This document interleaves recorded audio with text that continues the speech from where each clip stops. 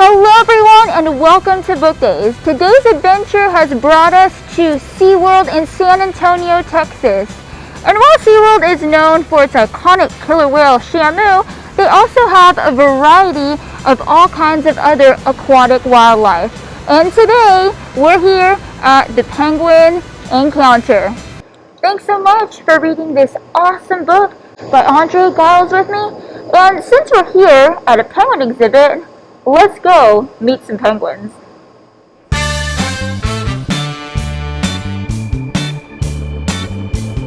So we're getting ready to go into the penguin exhibit. We have to put on our boots and our parkas before we go in.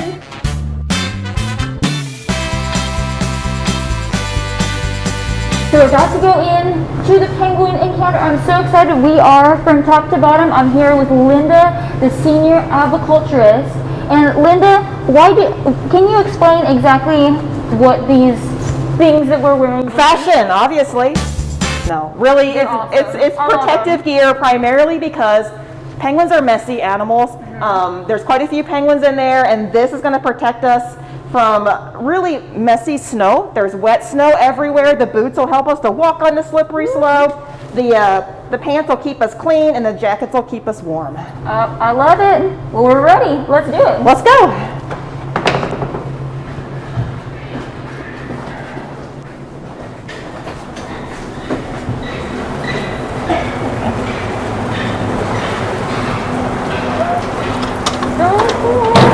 Come on in.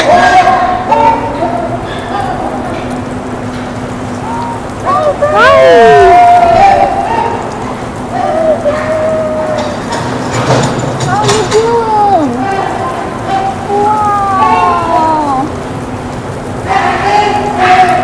We stepped into Antarctica.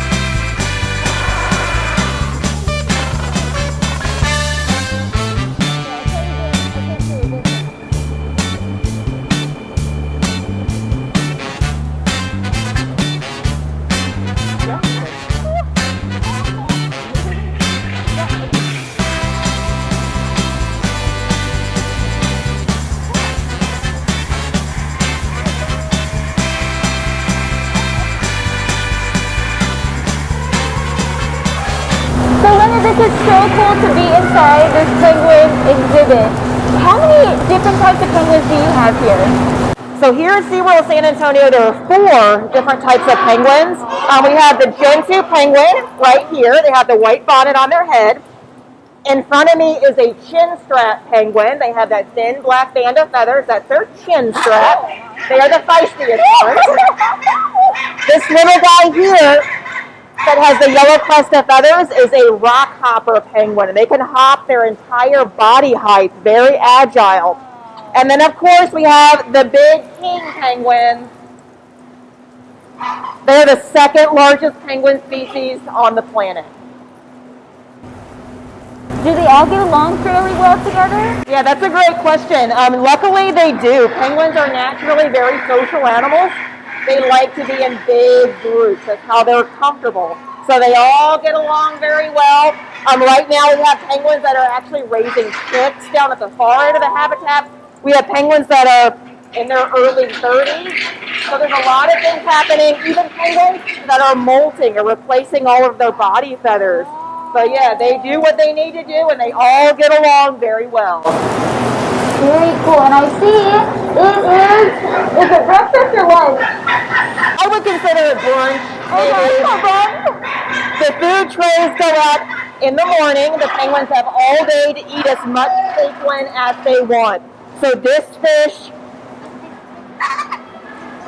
caplin's a great size for all the penguins to eat. They all like it. It's very nutritious.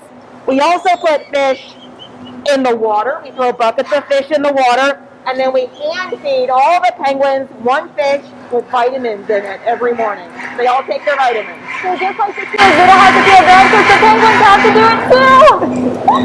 Very cool. And so, how much time do they spend swimming versus on land? It really depends on the individual. In general, I've noticed like the chin straps and the gentoos are the most likely to spend a lot of their day in the water. The kings of the rock hoppers still swim, just not as much. In general, a penguin can spend over half of its life in the water. They are the best swimming and diving birds in the world. They're completely built for a life at sea. All of their food can be found in the water. So they can even sleep in the water if they need to. Wow! How do they sleep in the water? You'll see them just kind of resting, kind of the wings out, just kind of floating, but they can awaken very quickly and dive if they need to. That is so cool. And the book talks about a little penguin who starts to swim. Is that a thing in real life? That can happen. So penguins naturally have an instinct to swim. Yes. But taking that first plunge, that jump off the rock from safe dry land into water when you've never done it, can be a little intimidating for penguins. We've seen everything. We see some birds that are, bam, they dive in the water and they're completely comfortable right away. And then we see others that kind of sit at the edge and wait for somebody else to go in, and then they're comfortable. So we do it very gradually here. They don't take their first swim in this pool. Okay. We have a small pool behind the scenes to kind of just get their feet wet and get comfortable. But honestly, they're penguins. They're the best swimming birds in the world, and they catch on very quick once they get that first dive in. Aww. No, that was so good to hear. I never knew anything about like how the process of how you do that. Very cool. Well, Linda, thank you so much for being here today and sharing all your knowledge with us about your 200 penguins here at SeaWorld. And thanks so much for joining us for this Book Day episode. Be sure to subscribe so you don't miss any of our upcoming adventures. We'll see you soon.